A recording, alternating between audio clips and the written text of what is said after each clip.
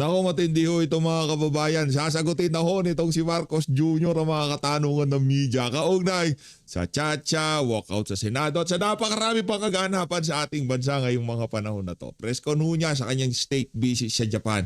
Yan ho ang ating pag-uusapan dito sa video na to. At ang vlog nitong si Sir Evie Galbot, meron na naman ho pala silang interview dito kay Sir Lito Bonayo. Palakpakan ho natin. Pambira, third floor, ibang klase talaga, pang malakasan, no? Matindi ho. Ngayon talaga ho, tatlo na sila, third floor na ho. Sir Marlon, si Madam Pamela at itong si Sir Review Galbot. Palakpakan ho natin, mga iniidolo ho natin. Malulupit yung mga yan. Sa like at sa subscribe. Masaya na ho tayo dyan at sa mga gusto sumali sa ating community. Yung join button, nandyan lang ho sa baba. Unahin na ho muna natin itong video na to ni Marcos Jr. na kung saan tinanong ho siya doon sa mga isiniwalat nitong si Amy Marcos dyan sa Senado. Ito, siyempre baka sabihin nila sticker lang yan sa gilid PH. Di naman totoo. Puro lap-react yung si Marcos Jr. pagka nagsasalita siya. Ito, live ho yan mga kababayan. Hindi pa nga tayo nag-react. Mag-react na tayo. Nag-react na ho tayo dyan. Tanggalin na natin. Ayan ho yan. Ika nga yung nakikita nyo na yan. Yan ho ang net satisfaction rating ni Marcos Jr. Katawa-tawa. Diba? Diyan mo makikita. Mantakin mo 14,000 lapria. Anong klase yan? Wala man lamang talyanista at ensaymada vlogger. Baka wala nang perang pambayad sa mga troll farms. Ganon. Hindi kayang sabayan yung 14,000 lap react ng ating mga kababayan. Kada magsalita itong si Bangag. Naku, malaking problema yan. Anti-clear, ha? Sir, magandang tanghali po. Sir, on local issues po, sir. Yeah. Sir, after the gun-related incident in the Senate, and then there's the walkout of the minority bloc and the alleged another Senate coup, as the President and former member of the upper chamber, how concerning is this, sir? Very. I watched with horror. Horror. Yan ang packaging. Packaging yan ng Malacanang, yung mga senador. Simple lang naman magdebate. Ano ba trabaho? Sa bagay, no? Baka anong senador ito, nagbabangag na to, kaya hindi niya alam trabaho ng senador. This is the Senate. The Senate has become this. I look at my other fellow senators. Madalas kaming nagtitinginan ni E.S. Ralph. Ganun ba tayo? Ganun ba tayo nung senador tayo? Meron ba? Hindi. Wala naman kayong ginagawa. Kaya hanggang ngayong mga panahon na to, sadlak pa rin sa kahirapan mga Pilipino. Akala mo naman kung sinong madudunong. Sabihin mo kay Ralph, ibalik nga na yung pera sa PhilHealth. Mga walang nga kayo. Yung pinagbentahan ng ginto, ilabas nyo yung breakdown sa sambayan ng Pilipino, kakapal na mukha nyo, kala nyo kung sino mga santo. Ganito ba tayo ng mga senador? Mga si Raulo. Ba tayong ganyan na ginagawa? Hindi tayo ganyan. Paano Hindi kayo ganyan kasi puro puro nakaw lang, no? nangyari? Yung Senado, hindi na kagaya nung panahon natin. Ngayon kasi dati kasi pagka merong kontrobersiya, tuloy-tuloy ang investigasyon. Tinitingnan natin yung kaibuturan ng problema. Dito hindi, pagka napupunta na sa Malacanang, natitigil ang investigasyon, especially dyan sa flood control. PhilHealth, flood control, napakarami yung kabalbalan dito sa administrasyon na to. At ang promotor ang walang yang Marcos Jr. na yan. Bakit meron ka doon? Bakit na naman meron palitin ng leadership? Bakit? Kasi nga pinipigilan nila yung Blue Ribbon hearing. Dahil ipapatawag si Zaldico, 18 Marine, mga Bersamin, lalabas ng katotohanan. Ganito na ba tayo? Talagang magbabago ang Senado. Naku, mayat-maya ang pagtigil nyo pagka merong nagkakaalaman Raulo. Dahil personalan na Naging personal. Ang babaw na ng usapan. Talagang personalan na. Mantakin mo, sasabihin ba naman ng kaalyado mong kakapit-bising nitong si Martin Romualdez dahil ba merong mga lumalabas na balita na makukulong na senador? Gusto mo yun bilang colleague mo may makulong? Sa bagay, pabor pala para sa inyo yun. Di ba? Si Boying Rimulya din tumatrabaho. Pabor din sa inyo yun. Kasi magkakaroon na leadership change pagka nawalan ng isa dyan sa majority. Di ba? Hindi pa pala. 13 pa lang kailangan. So, pag yung 12 kasi sila nawalan ng isa, so ang kailangan, meron lumipat na dalawa para magkaroon ng rigodon. Yun ang problema. 11-11. So, kailangan pa rin, 11, 12, 13. Kailangan pa rin ng 13. Ay, hindi pa rin magkaka-leadership change sa Lunes. Dahil, ang kwento ko nga, yun na nga, kwento na, meron mga senador na pagka meron kami pinag-uusapan na sa trabaho, hindi kami nag-agree talaga. At saka tatayo, mag-interpolate, at saka yung interpolation talagang mabigat, at saka Mabigat pang bangagan ba, Brad? Mabigat. Wala kami sinasabi nun. well-studied and no-holds-barred interpolation. Eh, yung bata mo nga si Ping Lacson, di ma-interpolate, tumatakbo eh. Sabihin mo yun sa mga bata mo, huwag mag-walk out. Magpa-interpolate, magtanong. Makapaglatagan ng argumento. Eh, tumakbo yung majority eh. Yung mga taga-minority, tumakbo pagsabihan mo. Pero after pag-upo namin, magkakape naman kami, kakain kami ng magkasabay. Hindi personal. It's about work. It's not about personalities. Eh, nagbago eh. Tapos, narating pa tayo sa putukan. Tapos, fake pala yung putukan. Nako, hindi fake ang putukan. Paano fake ang putukan? So alam nyo na ngayon kanino naratibo. Yung fake yung putukan, Malacanang. Tapos, So ngayon, ang Malacanang, ang tayo nila, stage yung nangyari. Okay, sige. hindi ko maintindihan. Walang nangyayaring kagaya niyan nung panahon ko sa Senado. Of course, the only basis for comparison that I have is the time that I was in the Senate. And I never imagined that the Senate Binaboy mo kasi mga institution, Brad.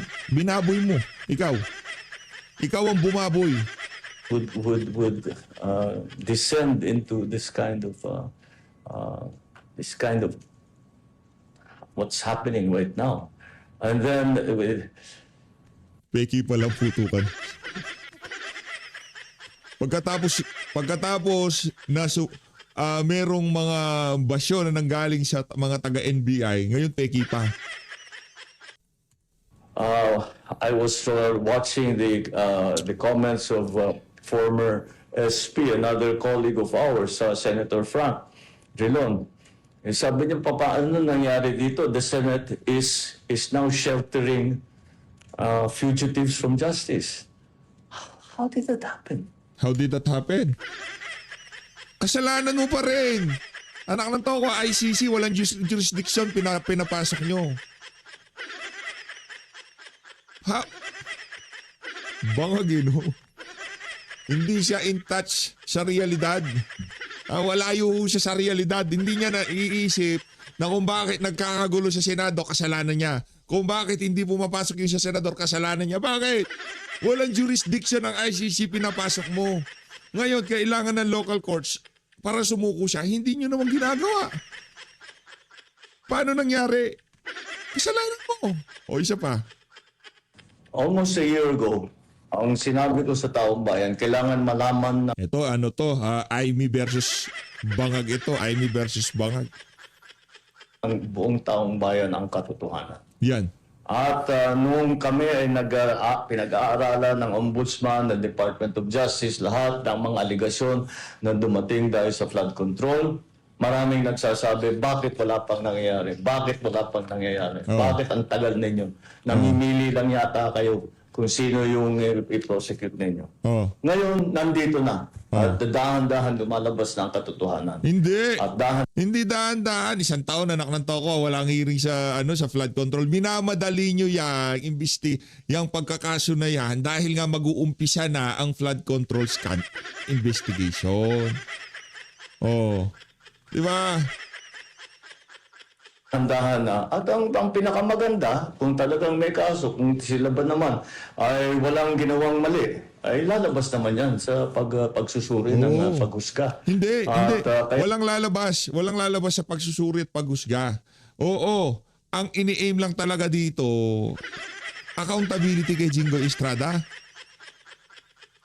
Accountability kay... Kalokohan naman na to si Marcos Jr. naman, eto na yung mga ang hinihingi sa amin ng tao. Alamin nyo, ilabas ninyo lahat ng katotohanan.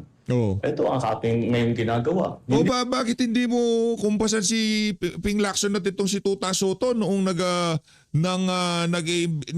pinipigilan nila yung investigasyon sa Blue Ribbon?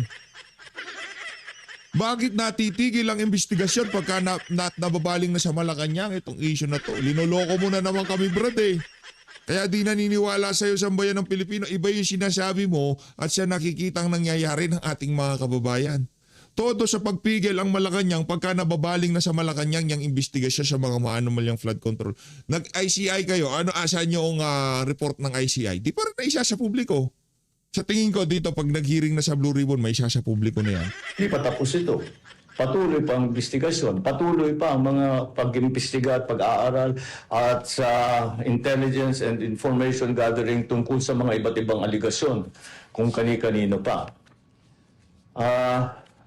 Hindi ko alam kung paano napunta na sinasabi na yung majority ngayon ang tinatarget. Dahil kung tutusin ninyo, hindi sila majority noon. So, Hindi, tinatarget ngayon kasi lumipat na ng majority. Ano mo na naman linalabuan mo. Tinatarget sila ngayon kasi umalis sila sa majority. Gets?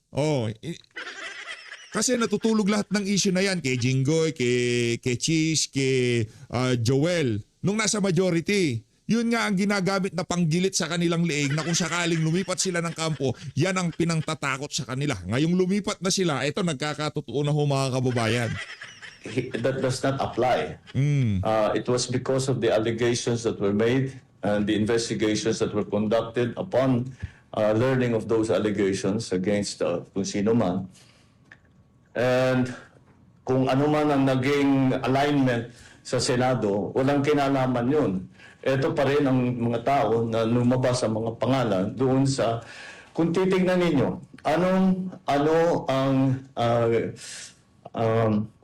kung saan pinagbabasihan lahat itong mga ito, ay doon sa testimonya sa Blue Ribbon Committee. Doon naman lumabas lahat ito. So, Ano pinagbabasihan? Yung Blue Ribbon Committee na pinangmunuhan itong si Ping Lacson na pagka nababaling na sa Malacanang, tinitigil yung hearing. Hinostage, kailangan ng pirma ng kanyang mga kasamahan at pagka hindi pumirma, hindi didire-diretso. Ito naman si Marcos Jr. Yan ang problema, ginagago niyo sa bayan ng Pilipino. Pasensya na ho Yan ang problema. Diba? Kaya sumasadsadan ng approval at trust rating mo, ang net satisfaction rating mo dahil dyan. Dahil sa mga kabalbalan mo na yan. Iba yung sinasabi mo sa nangyayari sa katotohanan. Ang nangyayari kay Jinggoy Estrada, kay Joel Villanueva, kay Chis Escudero, plain and simple, panggigipit. Diba? Dahil nagpunta sila kay Alan Peter Cayetano, yan ang ginamit, yan ang pinatubo dyan sa Blue Ribbon para itong mga to hawak nila sa liig ng Malacanang.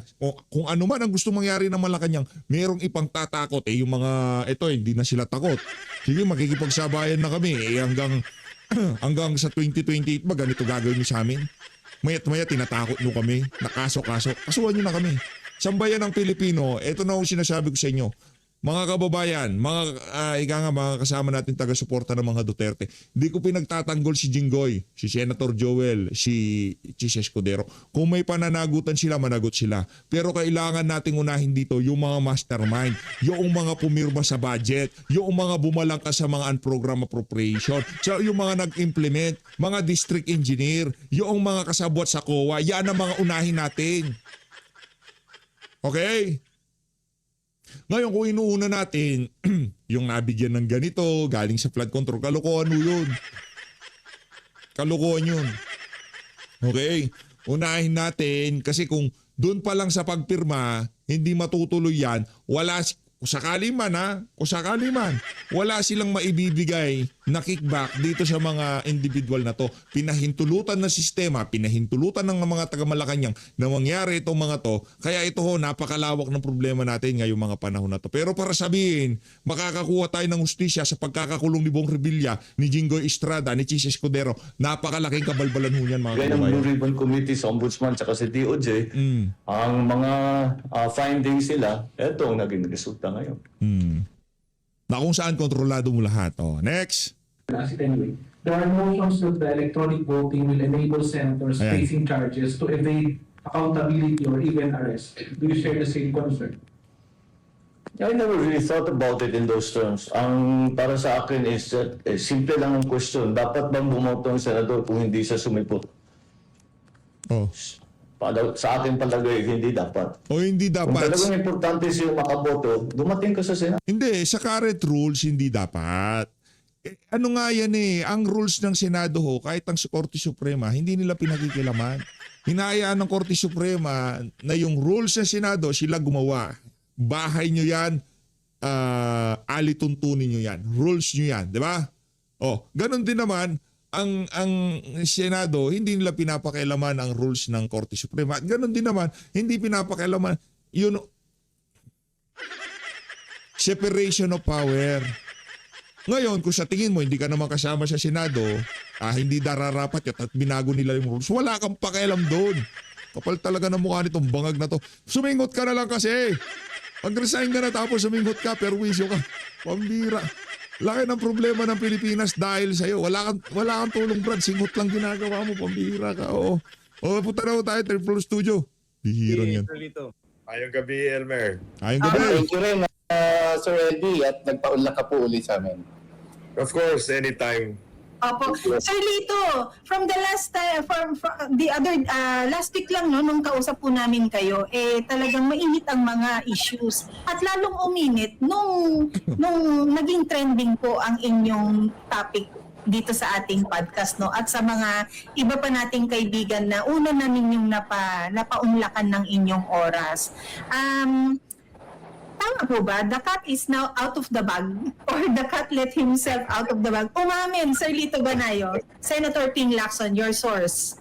Yeah, umamin naman. Mahirap din namang hindi pa aminin yon kasi malinaw na. I mean, tsaka di lang naman ako nakarinig siyam kaming lahat Ganun karami. When you say nakarinig, yung proximity nyo sa kanilang pag-uusap, nandun ho ba kayo or this is a first-hand information na ibinigay sa inyo? Ano ito isang conference table. Doon kami nanananghali, no? So, lahat malapit nung siya'y nagsasalita. Sir Lito, nung nakaraang interview namin sa inyo, sabi mo, nagulat ka rin kasi alam ng source mo na nandun ka, isang manunulat, at walang gatol na nagkikwento ng gano'n yung source mo. And eventually nga, umamin si Senator Ping na ikaw halos ang naging source, siya ang naging source mo. Ano tingin niyo rito? Intentional yung pagbibigay ng ganong klaseng detalye ni Senator Ping at para maisulat mo ito? At kung intentional, ano ang purpose nito? Ano ang purpose dito ni Senator Ping? Kasi mahirap siguro paniwalaan yung sinabi ni Senator Tito Soto na parang nagbibiroan lang sila ni Speaker Bogie P. At parang napag-usapan lang yung mga bagay-bagay tungkol doon sa posibleng convening of a Constituent Assembly in order to amend or revise the Constitution. Parang napakaseryoso naman yatang issue or topic yung pagre-revisa ng ating saligang batas para daanin lang sa pabiro-biro. Pangalawa, lalong tumibay yung aming paniniwala, ako at yung ilan pa doon sa mga nakarinig. At in fact, kahapon ng tanghali, yung ilan sa kanila ay kausap ko muli. Nung sinabi ni yung mga explanation na nangyari after the video presentation of Senator Amy Marcos, lalo tumibay yung aming paniniwala na baka intentional leak o sinadya, no? Na sabihin sa amin, isiwalat sa amin, knowing na lalabas at lalabas yon, no? It could be a case of trial balloon, no? Titingnan kung ano magiging reaksyon ng taong bayan lalong-lalo na ng media, both traditional and social media. And at the same time, find out yung magiging reaction doon ng mga kapwa senador. Ang malinaw na lumabas doon sa video na hindi naman yung video ni Senator Amy, at ako'y nagulat din, April 22 pa pala yung meeting na yon. April 22, Senate President pa si Tito Soto, at hanggang May 11, pagkakaalam ko, correct me if I'm wrong about the dates, May 11, lamang siya napalitan ni Alan Cayetano. No. Ang sinasabi nila mula, in effect, April 22 to May 11, hindi niya tinatalakay sa mga kasamahan niya sa majority bloc. At that time, majority pa sila. So, yun na nga. Kaya naiintindihan ko naman yung mga iba na sinabing hindi naman nila pinag-uusapan yon. Pero ang question sa akin ay, una, bakit hindi tinalakay ni Senator Tito Soto sa kanyang mga kasamahan? No? Ito ba ay humahanap ng right timing, no, to bring it out, no? Kasi under normal circumstances, ilagay natin ang ating sarili na para tayo si Senator Tito Soto. Hinarap ka ng ka-level mo sa yung counterpart mo sa lower house, no?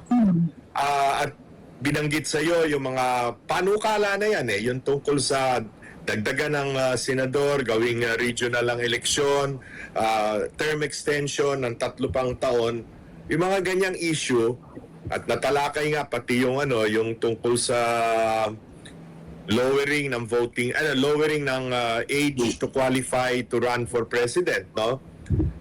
Na sila nagsabi, hindi ko yung sinulat, hindi ko rin yung binanggit sa inyo, yung tungkol doon, no? Kasi nga out of deference to Senator Tito Soto, kasi makukulayan na parang self-serving, kasi alam ng marami na yung mayor ng Pasig City na binibuild up ng ilang sektor para maging pangulo daw ng ating bansa ay wala pang 35 by 2028. No? I mean, magiging 35, hindi wala pang 40 by 2028.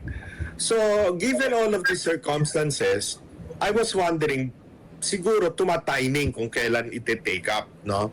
At lalo na, nung tinake up yan, Senate President pa siya. Pero nung naging issue na, naging malawak o malaking issue, hindi na siya Senate President. Hindi ba? So siguro yun ang Kasi nga, from the very beginning, finrame ni Senator Ping Lacson na yung usapan ng kailanman hindi nila pinag-uusapan yan. Yung tungkol sa CONAS na yan o sa constitutional charter change, no? Hindi raw nila pinag-uusapan, pero hindi ko naman sinabi na pinag-usapan ng buong mayoriya na. Yun nga, yun nga din sinabi ko eh. Hindi ko ba alam bakit ang naging topic nitong shipping Lacson ng packaging hindi mo na pinag-uusapan yan sa minority. Pag nagkukorum kami noong nasa majority, hindi naman yun na sinasabing pinag-usapan. Pinag-meetingan. Ito talaga mga to. Senado. Sinabi ko lang, nagkaroon ng meeting noon doon sa Soler na inamin din nila. Una, sinasabi ni Senator Soto sa East Ocean daw, di ba? Pero napilitan silang aminin na sa Soler ginamit na nag-meeting doon sa VIP lounge, no? Maraming katakataka like yung napadaan lang si Senator Ping pagkatapos pinapasok doon sa usapan, di ba? Parang, well, posibleng totoo yun, no? Hindi ko naman sinasabing hindi totoo. Pero syempre, kung ikaw if you're a thinking person, you would also think na baka yun na lang ang sabi o yun na lang ang palusot, no? Yes. Kasi, Salito, May follow-up po si Marlon. Doon kay Senator Ping. Kasi kung intentional sa tingin nyo, yung pagkakakwentong gano'n ni Senator Ping, pwede bang isipin natin na mismong si Senator Ping ang quote-unquote nanlaglag sa kapartner niya na si dating Senate President Tito Soto.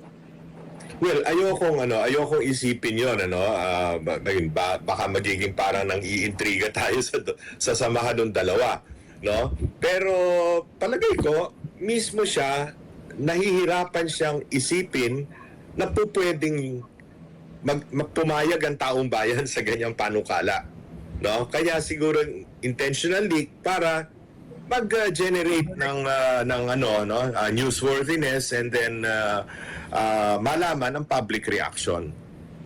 Ako po, Sir Lito, no, I would practically agree with your theory kanina na ito'y parang trial balloon, no? Kasi nga, I think it was last year, no, na nag-propose na rin si Tito Soto ng constitutional amendments. At sinigundahan yan nung naupo si Ronnie Puno as congressman dito sa 20th Congress, no? And then we go back to history na pilit nilang pinupush yung constitutional amendments via People's Initiative. So, ibig sabihin, yung framework ay nandoon na talaga, no, sa Constitution ng Senado in the 19th Congress and the lower house. At saka ngayon, pero Sir Lito, ang tanong ko, does this have something to do with your theory as well na it's next to impossible na makonvict si VP Sara, kaya ito'y parang plan B nila if ever Yeah. hindi Tama ka, Bay Elmer, no? Marami sila kasing, if you're in their position, again, let us place ourselves in the position of President Marcos and the administration, ano? Bagamat kung ano-ano nang putik ang binato nila kay Vice President Sara, nananatili pa rin na meron siyang malaking, solidong political base, no? At in fact, pag binasa mo yung latest na SWS survey, yung kalalabas lang nung makalawa,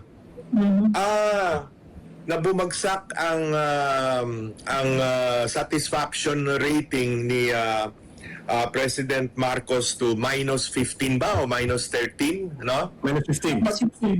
-15. Pag tiningnan mo yung bawat rehiyon, nakapagtataka sa NCR kung ang negative satisfaction rating niya sa Mindanao ay 40 or 41%, sa NCR ay 34%.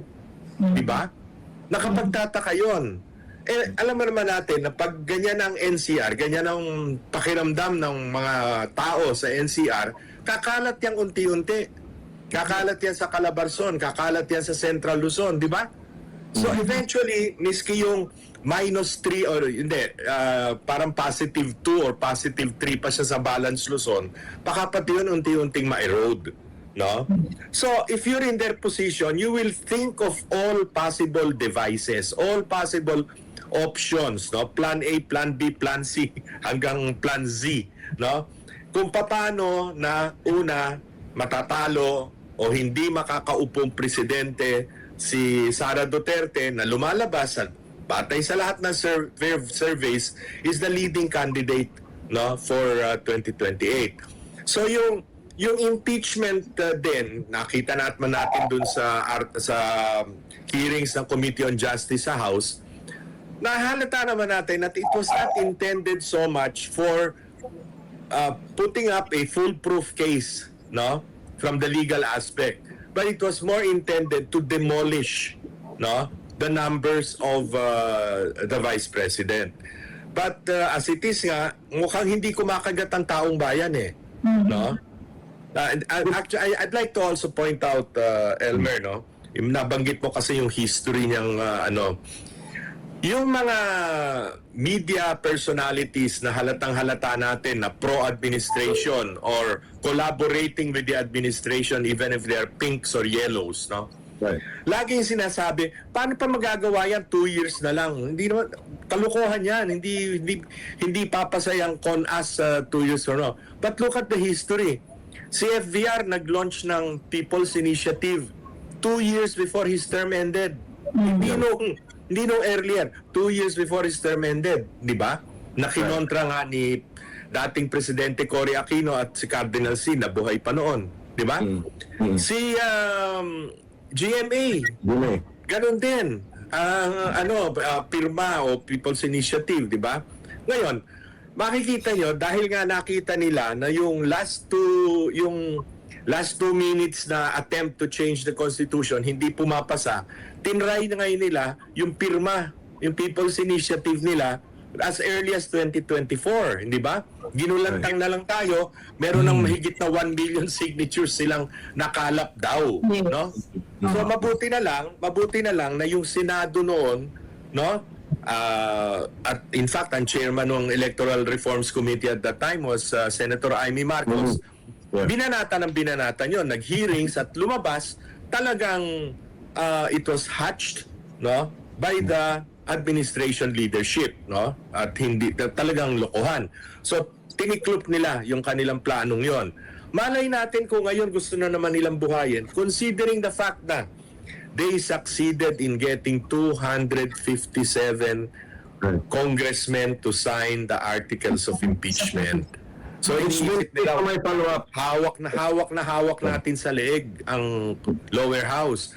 Tratrabahuhin na lang natin ngayon ang Senado. Uunti-unti natin yung Senado. At yun ang nangyayari ngayon, di ba? Yeah, which brings me back to my follow-up question, Sir Lito, no? Is this part, kasi sinabi namin ito ni Zubiri, no? Which nung People's Initiative na yun, actually it cost him the Senate presidency ni Mig Zubiri, no? And in fact, he was very emotional doon sa kanyang speech, no? Na yung powers that be daw, yung may pakana, no? Napalitan siya, no? Now, inamin ni Mig Zubiri na ito po ay isang legislative strategy nila, yung pag-walk out nila. Can you explain to us po, Sir Lito, what is going on with the Senate? Yung numero, ano ba yung mayorya? Sino ba yung minority? What will be the implications kung sakali may 4 or 5 senador na makukulong? Well, una-una, it seems like the power play will never stop until the last day of 2028. Until the filing of the certificates of candidacy next year. Halatang-halata kasi ang mga sinasabi nila, kailangan maagaw uli nila ang leadership ng Senate. Kaya isipin mo, this early, binabanggit na nila si Senator Sherwin Gatchalian. No? Yun na raw ang kandidato nila para palitan si Alan Cayetano. Alam naman natin, kung talagang seryoso ka dyan sa change of leadership, you do that quietly. You do that stealthily. Bubulagain mo. Pasensya na, Senator Soto, kung ginamit ko yung salitang bulaga. Mukhang galit na galit si Mig Zubiri doon sa bulaga. Pero nabulaga sila eh. At hindi nila inaasahan na darating si Bato, di ba, Senator De La Rosa. Ang nakaalam lang na darating si Bato ay si then Senate President Tito Soto. Kaya pinayagan niya yung NBI through his OSAA na pumasok eh. Di ba? Ngayon mo lang nakita, there have been instances naman na may inaarestong senador. One of the most memorable was yung kay Juan Ponce Enrile, dating Senador Juan Ponce Enrile. At that time, dadalawa lang ang oposisyon sa Senado. Out of 24, lahat administrasyon, dalawa lang ang oposisyon. Si Senator Juan Ponce Enrile at si Senator Joseph Estrada. So, outnumbered sila. No? Kinasuhan si JPE ng rebellion complexed with murder. No? Right. Yun yung kaso, no? Dahil sa supposedly kasama siya doon sa nag-instigate ng August something coup. 1987 yata yun. Coup d'etat against it failed, no? Against President Cory Aquino. Pero ang Senate President of the 22-man majority, si Senate President Jovito Salonga, kinausap, sinabi dun sa mga arresting officers na may daladalang warrant, huwag niyong gawin dito sa Senado. Hindi niya as a lawyer, he knew there was a warrant of arrest, no? sinabi niya, huwag dito. No? Kami ay nagsesesyon, huwag dito sa Senado. So umatras yung officers, yung arresting officers, at hinintay hanggang magsara ang session ng Senado. No? So you see, these are the kinds of Senate presidents who value, no, the integrity of the institution. Anong klase kang Senate President kung papayagan mo ang arresting officer na wala namang pinapakita sa yung warrant of arrest, no? Na sige, makipag-coordinate kayo doon sa OSAA. Pag sinabi mo makipag-coordinate sa OSAA, ibig sabihin, pinapayagan mo, hindi ba? Natural. Exactly. Oh. Tapos yun, nakita nga natin, hinabol-habol, yung that gruesome scene where hinahabol-habol ang isang senador ng mga NBI agents, no? So, saan nag-umpisa yung pagyurak na lagi nilang pinagngangalandakan, pagyurak sa dignidad ng Senado? Hindi ba doon sa pinayagan ng dating Senate President na pasukin ang teritoryo ng Senado, no? An equal branch of government, no? Napapasukin ang mga arresting officers na wala namang pinakitang warrant of arrest. I rest my case, di ba? So Lito, ibalik ko lang ng konti yung kanina yung sa Chacha, no? Since sabi niyo po trial balloon ito, and then since plano pa lang naman, and then people reacted to it, we all reacted to it, and we don't agree na mangyari yun, kailangan na po ba natin magpakakampante na hindi na po nila isusubok ulit yan? Hindi ko alam kung susubukan pa nila, pero malinaw na malinaw dahil nga yung reaction ng mga minority na senators, yung 11 sila, ang reaction nila, lahat sila, they swore they will not allow it, di ba? So, kung pa sa ano, nabulabog yung plano or natigil yung ano, kung pa sa ano, they're now facing a stumbling block in the Senate, no? Which may be the purpose of Senator Ping Lacson, no? Maybe, no? Kasi nga may 257 na sila doon sa Kongreso, sa lower house, no? That's more than 2/3 of the membership. In fact, that's about not only 2/3, that's about 75% of the membership of Congress, of the lower house. No? So, yun na nga. So ngayon, nakita nila, ops, teka, medyo hindi napilitan sila lahat na magsabing hindi sila papayag. So yun na, Elmer, baka yun si kaninang babalik ko yung tanong kanina. Kung ito ay plan B, baka may plan C. Yung po reactions ng nasa minority when nabanggit na nga po ni Senator Amy yung tungkol sa Chacha na yan, do you consider it as a genuine reaction from them na hindi namin alam yan? Palagay ko naman. Palagay ko nga, hindi si Senate President Tito Soto did not take it up with them. Kaya ganun ang kanilang reaction. Sila mismo nabulaga. Okay. Again, tungkol sa Chacha, Sir Lito, no? If it's not under administration or if it's not under the Bongbong Marcos administration, is Chacha something we should consider, especially sa economic provisions? Ako, Pam, I have been on record, not only in this government but even earlier, no, na I have been for not just an amendment because of the economic provisions, but a review of the Constitution and a possible revision, no. In theory, pabor ako dun sa 2 senador bawat administrative region, no? Kasi nga sa buong kasaysayan natin, nagkaroon na ba tayo ng igurot na senador? Never. Wala. Waray. Yung waray, kahuli-hulihang waray na senador was Decoroso Rosales. Maliit pa akong bata, panahon ni Magsaysay. No? Di ba? Ngayon, wala tayong Muslim. Well, except by religion, si Robin Padilla. Pero sa pulmula nung panahon ni FVR, wala na tayong senador na nagre-represent sa Bangsamoro, di ba? Right now, walang Cebuano. Meron ba Cebuano ngayong ano? Well, si Tito Soto claims to be but he was grew up here in Metro Manila all his life. No, although yung lolo niya ay dating senador sa Cebu, taga Cebu, di ba? Pero ang dami pa niyan. Mimaropa, nagkaroon na ba? Never. Di ba? Ande, Palawan, nagkaroon si Monching Mitra. Monching Mitra. That was what? 40 years ago, 30, whatever, pre-martial law. Kasi hindi naman siya senador nung panahon mula nung nawala ang martial law.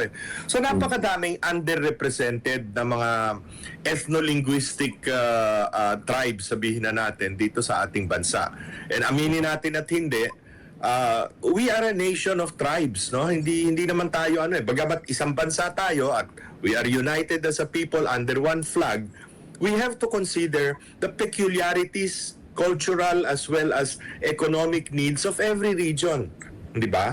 Kaya para mabalanse naman, hindi yung lahat na lang ng proyekto nandito sa Metro Manila o nasa Calabarzon o sa Central Luzon. Dapat naman may maglalaba, may iimik o ipaglalaban ang mga economic benefits na mapunta naman, ma-share naman doon sa ibang rehiyon, no? Oo. So, yun, another very very favorite kong nakita na natin mula nung 1987 Constitution yung failure nitong multi-party system na ito. Yes. No? Okay lang yung multi-party system kung tayo ay parliamentary. So desisyonan muna natin, gusto ba natin parliamentary o presidential? Ako naniniwala na mahirap payagan ng tao yung parliamentary in its purest form. Kasi ang tao, ang Pilipino, tingin niya, karapatan niya bilang mamamayan na siya ang pumili ng supreme leader ng ating bansa. No? Yung presidente. Kaya, kung presidential system, ibalik natin sa two-party. Para hindi yung ganito na palit ng partido, palipat-lipat, no? Hindi balik kung pwede mo na ipagbawal yung sa konstitusyon din, yung turncoatism. Pero ito, ang dami-daming partido nililipatan, di ba? Depende sa political climate. So, it's very unhealthy. And that's the reason why mas dumadami ang dynasties, no? All these things that we have which contribute to the instability of our political system as viewed not only by ourselves but by the entire world, no? Speaking of instability, Sir Lito, how unstable is the Senate now? About 3 or 4 hours ago, meron akong nakitang interview ni Ping Lacson with Karen Davila, no? At ang sabi niya doon, patuloy nilang gagawin yung pag-walk out kung ipipilit daw ng mga majority senators yung online participation ng kanilang mga miyembro. At kinukumpute daw nila at tinitingnan nila ang mga numero. By the time na merong dalawang makukulong, halimbawa na si Senator Jinggoy at si Senator Cheese, ay magiging 11 na lang sila, pero wala din si Bato, ay magiging 10 na lang daw sila. At sila na daw yung parang majority physically when the voting is proposed. Parang paper majority na lang daw itong current majority ngayon headed by the Senate President Alan Peter Cayetano. Ano po yung take nyo dito, Sir Lito? Elmer, I hate to have to say this, no, because I have been closely associated with Senator Ping Lacson for a long time. Right. But I cannot see the reason behind. Ay napakinggan ko rin kasi yung kaniyang interview kanina kay Karen Davila, no? Para bang he already drew the line. Para ba ano ba yung laro natin, Marlon, nung bata tayo na yung bawal magkatutulay diyan Patintero. Parang ganun eh. He already drew the line. Parang sinabi niya forever magkaaway tayo. No? Hindi tayo magkakasundo, di ba? Parang 24 lang sila, di ba? Ganun ang attitude, parang it's us or nothing, di ba? So ang mangyayari, gridlock. Paano papasa? I mean, parating na ang budget season. By August, nandiyan na sa kanilang budget, no? Paano yun? Napaka-importanting, ang dami pang priority bills. At isipin naman nila na napakadaming mga kailangan ng ating bansa sa panahon ng krisis na dapat asikasuhin, dapat talakayin, dapat desisyonan, make the necessary policies to protect our people from the crisis that they are already experiencing and will worsen Wag nating lokohin ang sarili natin na bumaba na ngayon ng konti ang presyo ng langis doon sa Middle East, no, from 105 naging 97, 98. Wag nating isipin na yan, no? Kasi lalong titindi ang problema ng ating bansa when we look at it from the point of view of the cost of living, the hardships on our people, unemployment, and everything else, no? Hindi ba yun ang dapat magsama-sama tayo, no? Kalimutan na muna natin yung hidwaan, kalimutan na muna natin lahat yan. Asikasuhin natin ang mga ito. Kaya nakakalungkot yung kanyang mga sinabi na parang wala, talagang it's us or nothing at all. Tapos si Sherwin Gatchalian daw, talagang paninindigan nila. Yun ang dapat na maging Senate President. I mean, what's happening to our Senate? Pero what's interesting doon, Sir Lito, no? Marlon, sorry, no? Sinabi niya, no? At para bang inako na rin niya na they will declare daw all committees vacant. At sila na daw ang They will be the Does de facto Yeah, majority. Yes. Does this have something to do with the committee hearings on the Blue Ribbon Committee na parang sila talaga gusto hawakan?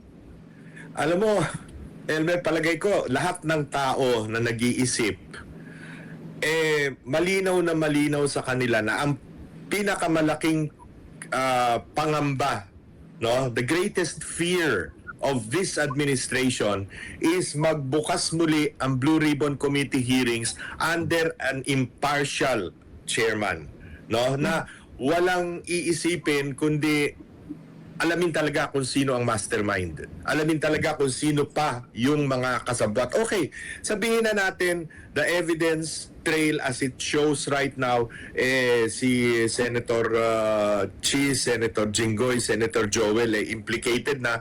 At in the case of Senator Jinggoy, meron ng nag-file na ang ombudsman sa Sandigan Bayan. Be that as it may, no? Wala bang congressman na involved? Wala bang cabinet member na involved? I cannot for any reason I cannot fathom. Bakit si Amina Pangandaman walang kaso? Siya nagre-release ng NCO at SARO na hindi niya alam yung ginagawa niya. Nag-graduate siya sa UP College of Economics. May master's degree siya. Baka may doctorate pa siya. Di ba? I mean, these are very basic questions Bakit yung 18 sundalo, ex-soldiers, no? Bakit hindi ipatawag? No? Masama bang pakinggan sila? Kung sila yung nagsisinungaling, di malaman natin. Pero kung totoo yung sinasabi nila, no? Di malalaman din ng taong bayan. Bakit natin pagtatakpan, no, ang ibang ebidensya na sumambulat na at malinaw naman, no, sa ating harapan. Palagay ko, alam din naman ng administrasyon na si Saldico meron ng apostil. Ibig sabihin, si Saldico nagpanotaryo na nung kanyang bagong affidavit. Meron na siyang apostil. Nako. No? Na sa isang bansa, hindi doon sa bansang kinaroroonan niya ngayon. Nako, matindi ho yan mga kababayan. Malaking balita ho yan. At kaya naman, itutuloy ho natin yan sa susunod na video, no? Kaya sa tingin natin, talagang bloodbath ho ang mangyayari kung sakaling i-hearing sila sa Blue Ribbon ngayong mga panahon na to. Kaya talagang pinipigilan ho yan ng Bangag Administration. As always, maraming salamat po sa pag-support sa Page Update. Mag-ingat ho kayo lahat. Mahal natin Pilipinas.